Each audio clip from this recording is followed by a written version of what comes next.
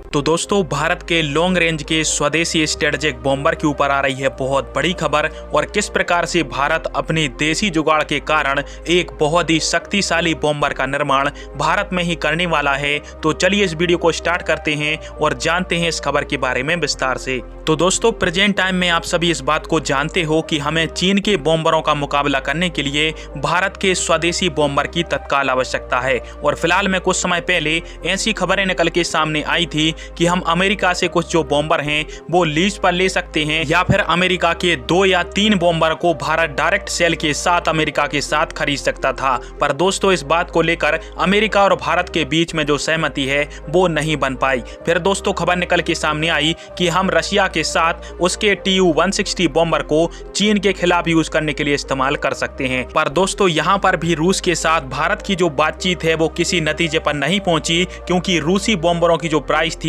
वो भारत के लिए बहुत ही ज्यादा बैठ रही थी। फिर दोस्तों, भारत ने सोचा कि क्यों ना अपनी ही मुश्किल है तो इसको अपने ही तरीके यानी देसी तरीके से सुलझाया जाए। और दोस्तों, तभी भारत की कंपनी टाटा के द्वारा एयरबस के साथ एक बड़ा समझौता हुआ, जिसमें 22,000 करोड़ की कीमत में 56 एयरबस C295 एयरक्राफ्ट को भारत के लिए बनाया जाना है। अब दोस्तों, इनमें से जो 56 एयरक्राफ्ट हैं, इनमें से कुछ एयरक्राफ्ट नेवी के लिए उपयोग किए जाएंगे, कुछ वायुसेना के लिए, और जो बचेंगे उनको भारत का DRDO एक स्ट्रेटेजिक बॉम्बर के रूप में उपयोग करने वाला है। और दोस्तों, इसी बॉम्बर के ऊपर बहुत ही जबरदस्त खबर निकल के सामने आई है।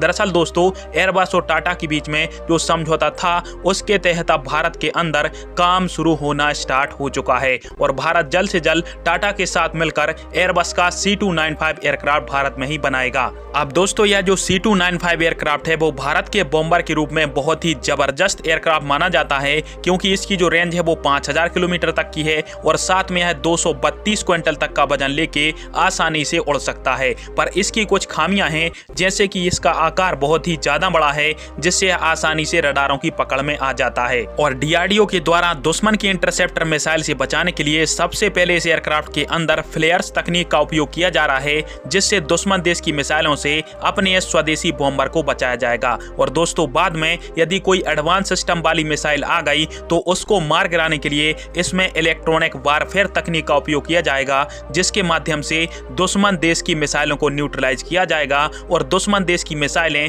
या फिर रडारें अपने स्वदेशी बॉम्बर को छू तक नहीं पाएंगी। और दोस्तों, इस प्रकार से अपना यह जो स्वदेशी या फिर कहें देसी तकनीक वाला बॉम्बर है वो नॉन स्टेल्थ होते हुए भी एक स्टेल्थ बॉम्बर के बराबर काम करेगा। और जब तक भारत का स्वदेशी स्टेल्थ बॉम्बर नहीं आता है तब तक भारतीय वायुसेना में इसी प्रकार के बॉम्बर अपनी सेवाएं देंगे। खैर दोस्तों, आप सभी की इस भारत के स्वदेशी बॉम्बर के ऊपर क्या राय है, और जब तक अपना स्वदेशी स्टेल्थ बॉम्बर नहीं आ जाता तब तक क्या भारत के लिए इसी बॉम्बर का यूज करना चाहिए या फिर नहीं? कमेंट बॉक्स में फिर आप दीजिएगा। वीडियो देखने के लिए धन्यवाद। जय हिंद, वंदे मातरम।